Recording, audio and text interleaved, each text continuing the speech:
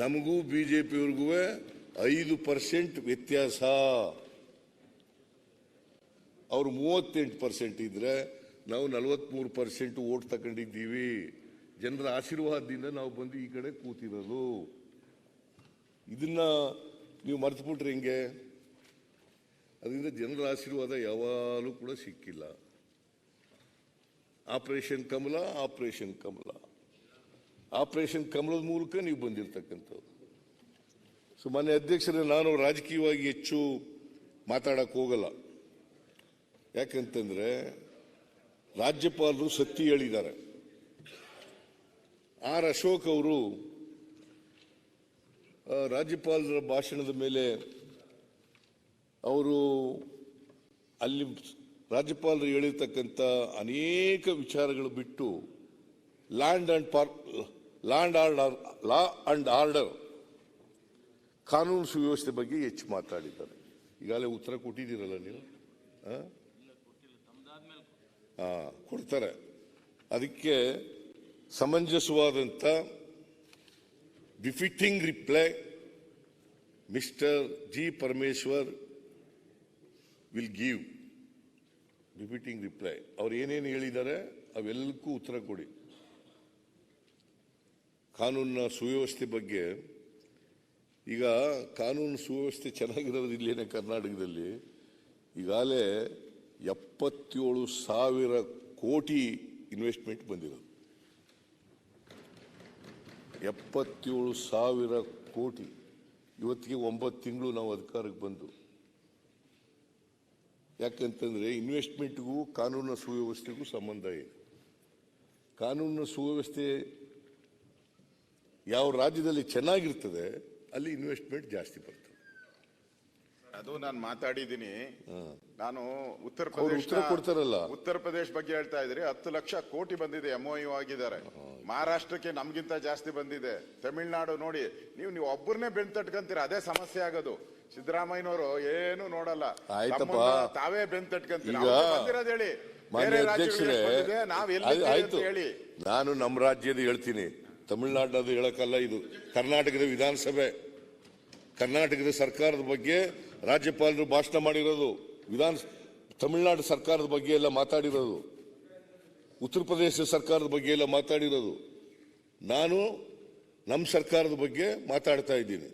Mister Ashok, ಗೊತ್ತಾಯ್ತಲ್ಲ? ಅದರಿಂದ ಮಾನ್ಯ ಅಧ್ಯಕ್ಷರೇ, ಇವರು ರಾಜ್ಯಪಾಲರ ಕೈನಲ್ಲಿ ಸುಳ್ಳು ಹೇಳಿಸಿದ್ದಾರೆ. ಯಾವುದಪ್ಪ ಸುಳ್ಳು ಹೇಳಿಯಪ್ಪ? ಎಲ್ಲಿ ಸುಳ್ಳು ಹೇಳಿಸಿದ್ದಾರೆ ಹೇಳಿ. ಅಲ್ಲ ಸರಿ ಹೇಳ್ರಿ, ಇಂಥ ಕಡೆ ಸುಳ್ಳು ಹೇಳಿದ್ದಾರೆ, ಈ ಮಾತು ಸುಳ್ಳು.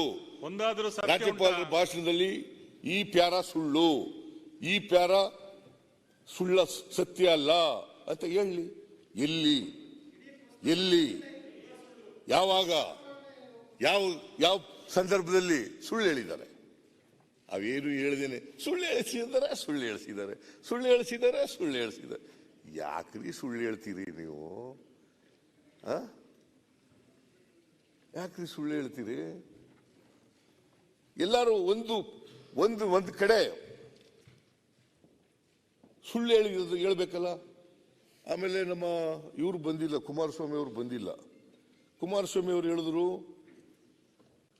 ನೀವು ಸಂಘರ್ಷಕ್ಕೆ ಇಳಿದು ಬಿಟ್ಟಿದ್ದೀರಿ, ಸಂಘರ್ಷಕ್ಕೆ ಇಳಿಬಾರ್ದು ಕೇಂದ್ರ ಸರ್ಕಾರದ ಜೊತೆ.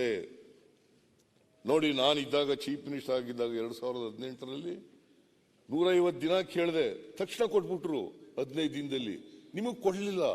ಅದರಿಂದ ಅಪ್ರೋಚ್ ಸರಿಯಾಗಿರ್ಬೇಕು.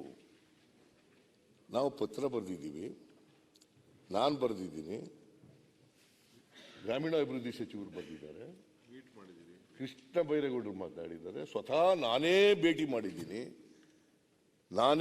ಮಾಡಿದ್ದೀನಿ, ಪ್ರಧಾನಮಂತ್ರಿಗಳನ್ನ ಭೇಟಿ ಮಾಡಿದ್ದೀನಿ, ಹೋಮ್ ಮಿನಿಸ್ಟರ್ ಅವರನ್ನ ಭೇಟಿ ಮಾಡಿದ್ದೀನಿ. ಬರಗಾಲ ಇದೆ ಕರ್ನಾಟಕದಲ್ಲಿ. 240 ತಾಲೂಕುಗಳಲ್ಲಿ 223 ತಾಲೂಕುಗಳು ಬರಗಾಲದಿಂದ ಇವತ್ತು ಜನ ಕಷ್ಟಪಡ್ತಾ ಇದ್ದಾರೆ, ರೈತರು ಕಷ್ಟಪಡ್ತಾ ಇದ್ದಾರೆ. ಹಳ್ಳಿಗಾಡಿನಲ್ಲಿ ಜೀವನ ಕಷ್ಟ ಆಗಿದೆ.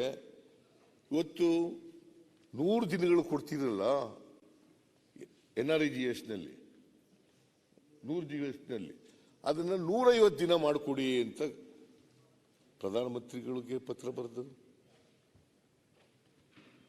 ಅಮಿತ್ ಶಾ ಅವರಿಗೆ ಪತ್ರ ಬರೆದು, ಇವರು ಅಗ್ರಿಕಲ್ಚರ್ ಮಿನಿಸ್ಟರ್ಗೆ ಪತ್ರ ಬರೆದಿದ್ದಾರೆ, 5 ಸಾರಿ ಹೋಗಿದ್ದು ಬಂದಿದ್ದಾರೆ. ಆಮೇಲೆ 17 ಲೆಟರ್ಗಳನ್ನು ಬರೆದಿದ್ದೀವಿ. ಒಮ್ಮೆ ಮಾತ್ರ ಅಮಿತ್ ಶಾ ಅವರು ನಿಮ್ಮ ಪತ್ರ ತಲುಪಿದೆ ಅಂತ ಉತ್ತರ ಕೊಟ್ಟರು. ಇನ್ನು 16 ಪತ್ರಗಳಿಗೆ ಉತ್ತರನೇ ಇಲ್ಲ.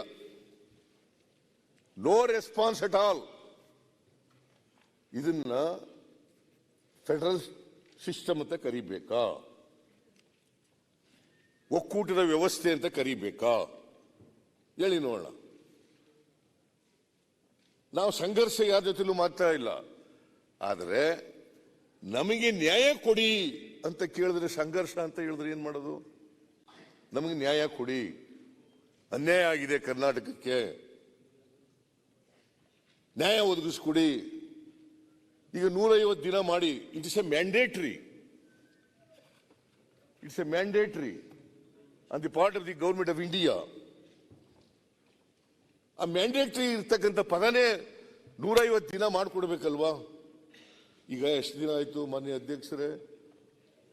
20/10/2023 ನಾವು ಮೊದಲನೇ ಮೆಮೊರಾಂಡಮ್ ಕೊಟ್ಟರು. 20/10/2023 ಇವತ್ತಿಗೆ ಕರೆಕ್ಟ್ ಆಗಿ 4 ತಿಂಗಳಾಯ್ತು. 4 ತಿಂಗಳು. ನವೆಂಬರ್, ಡಿಸೆಂಬರ್, ಜನವರಿ, ಫೆಬ್ರವರಿ, ಇವತ್ತಿಗೆ 4 ತಿಂಗಳಾಯ್ತು.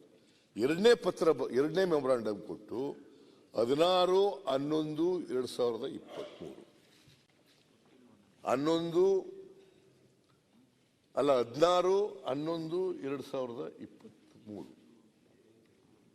ಅಲ್ಲ 23 ಇಷ್ಟು ದಿನಗಳಾದರೂ ಕೂಡ ಮಾನ್ಯ ಸಭಾಧ್ಯಕ್ಷರೇ, 150 ದಿನ ಮಾಡಬೇಕು ಅಂತಕ್ಕಂಥದ್ದು ಮ್ಯಾಂಡೇಟರಿ ಬರಗಾಲದಲ್ಲಿ ಅಂತ ಇದ್ರು ಕೂಡ 150 ದಿನ ಮಾಡಲಿಲ್ಲ. ಇದನ್ನ ಕೇಳೋದು ಸಂಘರ್ಷ ಅಂದ್ರೆ ಹೆಂಗೆ? ನನ್ನ ಪ್ರಕಾರ ಇವರೆಲ್ಲರೂ ಕೇಳಬೇಕು. ಆದ್ರೆ ಅವ್ರು ಕೇಳಲಿಲ್ಲ ಅಂತೇಳಿ ನಾವು ಸುಮ್ಮನಿರಕ್ಕಾಗತ್ತಾ? ಇಡೀ ಸದನ ಕೇಳಬೇಕು.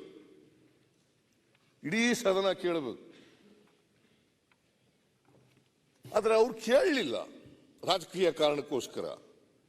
ನಾವು ಕೇಳಲೇಬೇಕಲ್ಲ.